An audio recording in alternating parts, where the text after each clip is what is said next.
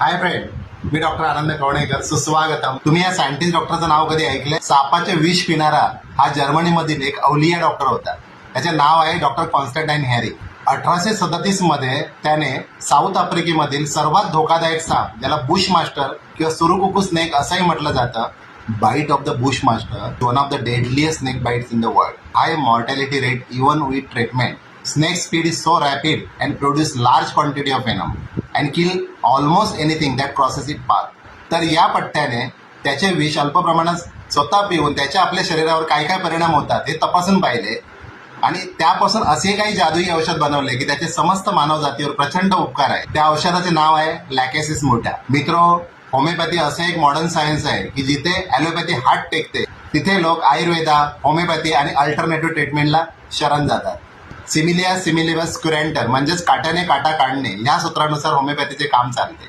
सोप्या भाषेत सांगायचं तर ज्या पदार्थामुळे निरोगी व्यक्तींमध्ये काही लक्षणे दिसतात तोच पदार्थ सूक्ष्म स्वरूपात आजारी व्यक्तीमधील त्याच लक्षणांवर उपचार करण्यासाठी वापरला जातो. लॅकेसिस म्युटा हे औषध कोणकोणत्या शारीरिक आणि मानसिक आजारावर काम करते हे पाहूया. प्रथम आपण मानसिक अवस्था पाहूया. साप आपल्या टेरिटरीबद्दल खूप संवेदनशील असतो, त्यामुळे रुग्णामध्ये तीव्र मत्सर आणि संशयाची भावना असते. जेलसी आणि सस्पिशियसनेस इज अ की मार्क ऑफ द लॅकेसिस म्युटा. आपल्या जवळच्या लोकांवरही ते संशय घेतात आणि त्यांच्यावर हक्क दाखवण्याचा प्रयत्न करतात. सेकंड, लोकॅसिटी. सापाला शिकार करण्यासाठी शांतपणे दबा धरून बसावं लागतं, पण जेव्हा सावज टप्प्यात येतं तेव्हा तो अतिशय जलद आणि तीव्रतेने त्याच्यावर हल्ला करतो. रुग्णाला सुद्धा बोलण्याची तीव्र इच्छा असते. एका विषयावरून दुसऱ्या विषयावर ते झटकन जातात. त्यांचे विचार खूप वेगाने धावतात. त्यांना शांत राहणे अजिबात आवडत नाही. सापाला आपल्या शरीरावर, विशेषतः गळ्याभोवती कोणतीही बंधने आवडत नाही. त्याला मोकळेपणाने आणि जलद हालचाल करायला आवडते. पेशंटला सुद्धा टाईट कपड्यामुळे अनइझी आणि कन्स्ट्रिक्ट वाटतं. लॅकेसिस औषधाच्या प्रूव्हिंगनंतर डॉक्टर हेरिंगला सुद्धा आयुष्यभर घट्ट कपडे, विशेषतः गळ्याभोवती टाय वापरता आला नाही, कारण त्याला तिथे त्रास व्हायचा. रात्रीच्या वेळी अनेक साप सक्रिय असतात.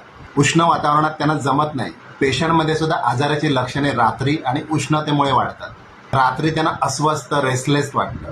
5, सापाला जर तुम्ही डिवचला तर त्वरित हल्ला करतो आणि स्वतःचा बचाव करतो. पेशंटमध्ये बदला, रिवेंज आणि इनसिक्युरिटी फिलिंग असते. सापांच्या प्रजनन काळात त्यांची लैंगिक क्षमता पीक लेवलला असते.